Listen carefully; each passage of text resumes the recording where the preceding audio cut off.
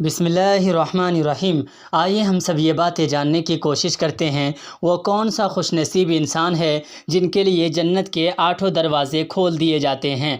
रसूलुल्लाह सल्लल्लाहु अलैहि वसल्लम ने फ़रमाया, जो शख्स अच्छी तरह वज़ू करे और फिर वज़ू करने के बाद ये दुआ पढ़े, अशहदु अल्ला इलाहा इल्लल्लाहु वहदहु ला शरीका ला व अशहदु अन्ना मुहम्मदन अब्दुहु व रसूलुहु, तो उसके लिए जन्नत के आठों दरवाज़े खोल दिए जाते हैं, वो जिससे चाहे दाखिल हो जाए। किताब देखिए सही मुस्लिम।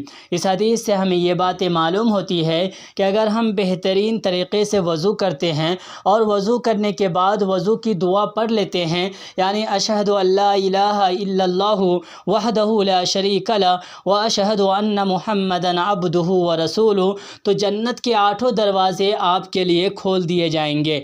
हो सके तो हमारे चैनल को सब्सक्राइब कर लें ताकि नई